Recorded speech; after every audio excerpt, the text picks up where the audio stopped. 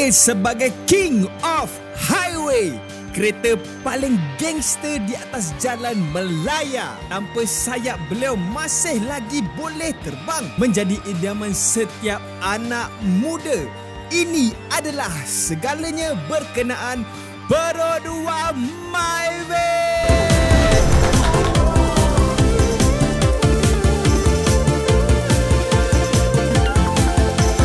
Well, saya pernah review Myvi sebelum ni. Jadi kepada sesiapa yang nak tengok full review, features pelik, features menarik berkenaan Pro 2 Myvi, saya letak link ke atas. Korang tengok kat atas, okay? So, jom kita start. Malaysia diperkenalkan dengan Proton Saga pada tahun 1985 dan ia adalah kereta yang berjaya kerana ia membuktikan yang Malaysia adalah negara yang mampu untuk mempunyai kereta jenama sendiri. Okay, third world country ada jenama kereta sendiri. Gila kan? Namun pada masa itu Proton bukanlah kereta yang murah. Jadi Proton pada masa itu mementingkan kualiti dia. Okay, plus lagi dengan tax lagi. Jadi harga kereta memang tak boleh turun pada masa tu. Okay, walaupun mahal, demand dia sangat-sangatlah tinggi. Sampaikan Proton Saga masa tu second hand lagi mahal daripada yang baru. Yang gaji 500 macam saya, okay, naik bas, naik motor. Fuyo. Jadi macam mana majoriti orang dekat Malaysia ni nak mampu untuk membeli kereta? Kita buat lagi satu kereta brand yang murah. What? Serius lah? Tu lah. Kita baru terus. Gila lah. Asal tak boleh? Ya. Maka lahirlah Pro 2, hasil daripada gabungan Daihatsu dan juga Government of Malaysia. Ia ditubuhkan pada tahun 1992, tahun yang sama Aida Jebat lahir. Dan 2 tahun lepas itu, Pro 2 Kancil pun lahir dengan menggunakan rebash daripada Daihatsu Mira L2000. Kancil adalah kereta yang kecil, kereta yang comel, mudah untuk dipandu dan yang paling penting, dia adalah kereta yang murah. So apa result dia? Instant success.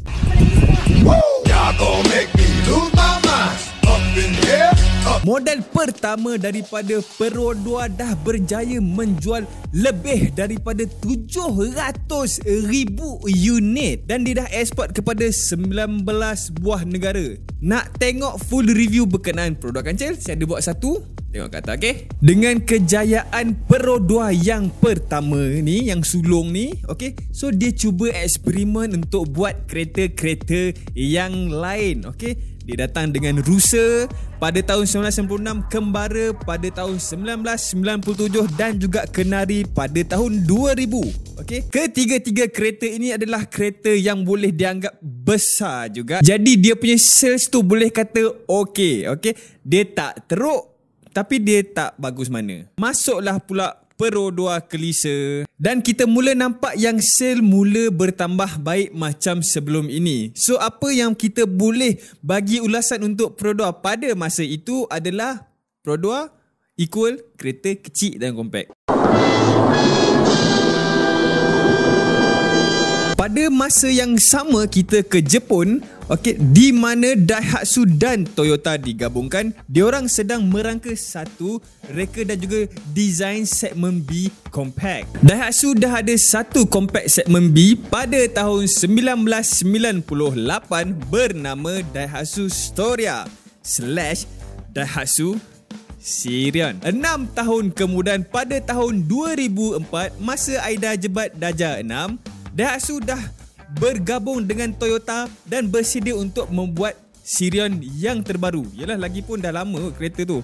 So kena buat model yang baru. So alang-alang dia nak buat kereta baru, kita tanya dengan Pro 2. Pro 2 nak tak join untuk model yang terbaru ni? So jawapan Pro 2 adalah yes, I do. Jadi dengan misi yang diketuai oleh Toyota Chief Engineer Tetsuya Tada, pada tahun 2005 the first ever Myvi hidup di muka bumi ini. Pro 2 punya sejarah yang lampau menunjukkan kereta yang lagi besar daripada Kelisa dan juga Kancil akan bagi sales yang cukup rendah.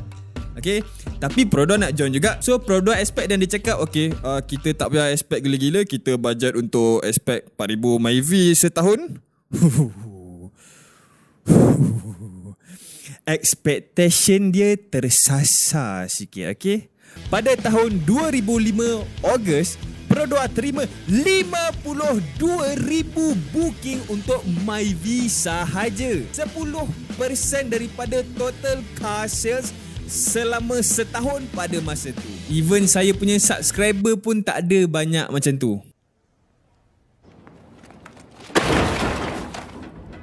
Masa 2005 ni Myvi dia ada sisi 1.0 dan juga 1.3. So bayangkan 1.0 Myvi memang rasa pelik lah. Okay, sebab sekarang kita tengok bukan jarang lah 1.0 kita nampak kan.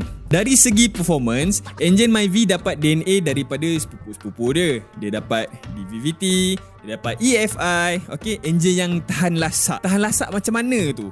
Sampai hari ni pun still nampak atas jalan. Certain car brand kalau nak dikatakan kereta yang sebaya macam tu, kadang ada, kadang tak ada.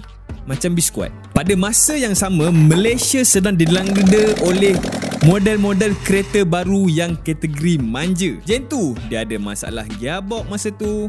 Chevy ada masalah AMT. Nazar Citra engine banyak semput. Majoriti kereta konti pula masa tu, kereta-kereta baru memang dia ada masalah coolant pipe seal. So jadi Myvi dia masuk dekat dalam pasaran Malaysia dengan timing yang terbaik sekali pada masa tu. Pada tahun 2008 pula King of Highway kita dapat facelift pada masa itu, dan pada masa itu Subaru join sekali dekat dalam line up yang sama. Proton Chevy yang dah gagal untuk menundukkan Myvi bertukar pula kepada strategi yang lain. Untuk tu kita masukkan Proton Saga dengan harga yang lebih kompetitif. Proton Saga adalah sebuah sedan, jadi beliau ada advantage daripada segi boot space. Namun kita semua tahu yang rakyat Malaysia nakkan kereta yang tahan lasak dan tahan lama. Nani? Omae wa mou shindeiru.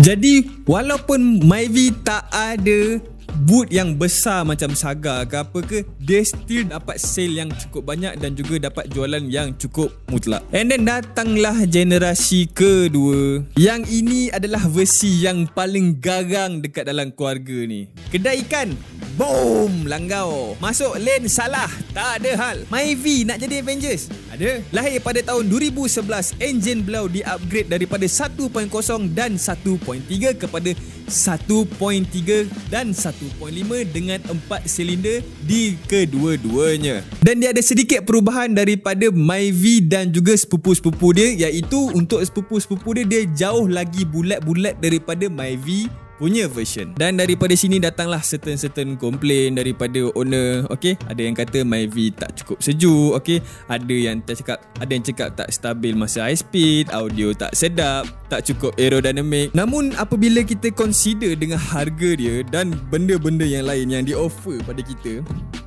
so saya boleh kata yang sebenarnya dia still lagi reasonable lah. Okay, good car. And next datanglah generasi yang ketiga. Kalau design first gen dan juga first gen gemuk, bulat, tinggi, yang ketiga lebih garang.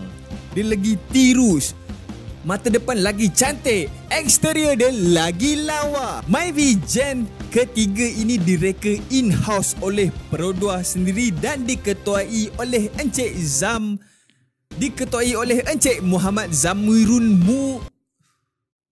dan diketuai oleh Encik Muhammad Zamir. Myvi generasi ketiga ini direka in-house oleh Pro 2 sendiri dan diketuai oleh Encik Muhammad Zamuren Musa yang juga designer Beza.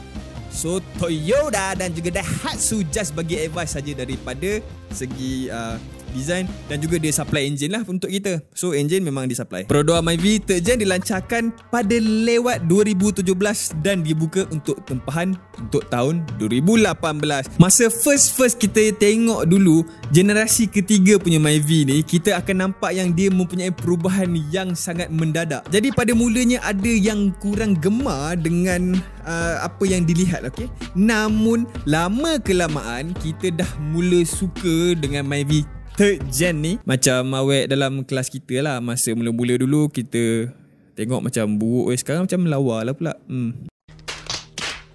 Untuk yang third gen ni, dia punya pesaing dari segi musuh-musuh dia adalah Proton Iris, kita ada Kia Picanto, kita ada Honda Jazz.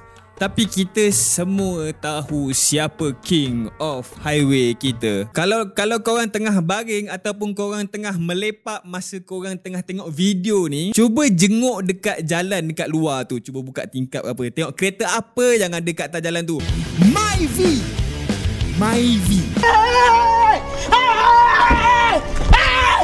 Why are you running? Pro 2 buatkan kita senang untuk cam kereta dia. Dia ada dua saja, 1.3 dan juga 1.5.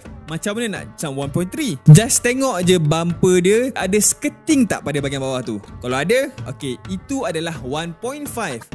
Tak ada skirting, 1.3. Senang kan? Untuk sepupu dia pula, Daihatsu Chiron menggunakan design yang boleh kata 95% sama dengan Myvi. Even sport rim pun sama. Yang dah tak ikut trend adalah Toyota Passo dan juga Subaru. Subaru dah tak ikut dah pada masa ni. Memang dia dah tak ada. Kenapa Toyota tak ikut? Yelah sebab dia dah ada Yaris. Dia buat development untuk Yaris. So buat apa dia nak kisah pasal yang ni kan? So satu hatchback yang tu dah cukup lah kan?